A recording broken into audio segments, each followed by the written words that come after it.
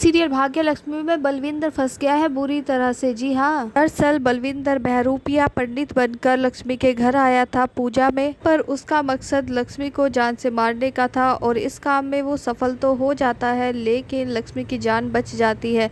लेकिन वो बुरी तरह से फंस जाता है, इधर उधर भागने लग जाता है, उसे बाहर जाने का रास्ता नहीं मिलता तो वही कमरे में छुप जाता है। वही घर वाले आपस में बैठकर बात कर रहे हैं कि बहुत बड़ा हादसा होने से बच गया। तभी दादी बोलती है कि तुम सही कह रहे हो, आज तो लक्ष्मी अपने भाग्य की वजह से ही बच गई है और उसको ऋषि ने बचा लिया। अगर ऋषि वहां नहीं होता तो उसको काफी चोट भी लग सकती थी। ऋषि का मन परेशान है इस बात को सोचकर कि लक्ष्मी के साथ ऐसा हुआ कैसे। उसकी नज़र उस कलश पर ही रुकी हुई है कि मलिष्का और मलिष्का की माँ भी डरी हुई है, क्योंकि उन्होंने ही बलविंदर को बहरूपिया बनाकर यहाँ पर लेकर आए थे।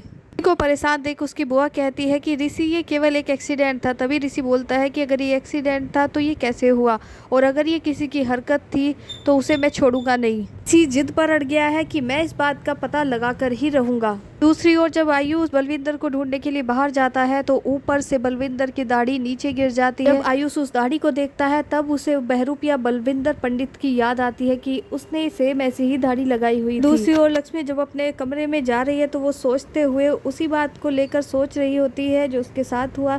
तो वो जैसे ही अपने कमरे में जाती है तो उसे कुछ शक होता है, पर बलविंदर छुपा हुआ होता है। ऐसा बलविंदर को लगता है कि शायद लक्ष्मी को पता चल गया है कि मैं यहीं पर छुपा हुआ हूँ। तो बलविंदर अपने मन में सोच लेता है कि मैं सारी बातें लक्ष्मी को बता दूंगा और अपना गुनाह कबूल कर लूंगा। तो वो जैसे ही गुनाह कबूल करने नीचे बैठता है, लक्ष्मी तो वहां से चली जाती है। मलिष्का उसके आके सामने खड़ी हो जाती है। अभी मलिष्का उसके गाल पर बहुत जोर से थप्पड़ मारती है और कहती है कि तुमने मुझसे पैसे भी ले लिए, उसके बाद भी तुम मेरे साथ धोखा कर रहे हो। ये दूसरी ओर जो रियल पंडित होता है वो ऋषि को बताता है कि मुझे आपको एक बात बतानी है। ऋषि कहता है कि बताइए, कि इस पूजा में तो जलाभिषेक होना ही नहीं था। दूसरे पंडित थे, उन्होंने जलाभिषेक करने को क्यों कहा। बात सुनकर ऋषि के मन में और भी ज्यादा शक पैदा हो जाता है।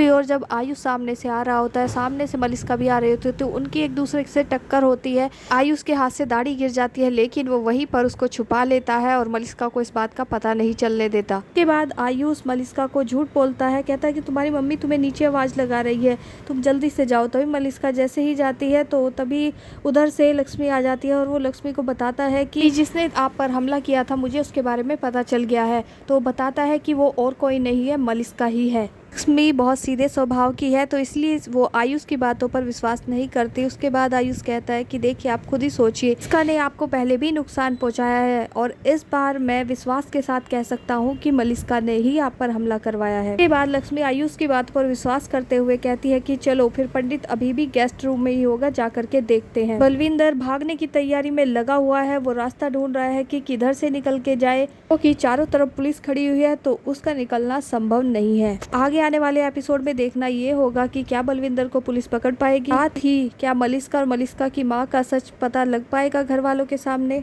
ये इन सभी बातों की जानकारी के लिए हमारे चैनल को सब्सक्राइब कर लीजिए, वीडियो को लाइक कीजिए, शेयर कीजिए। Thank you.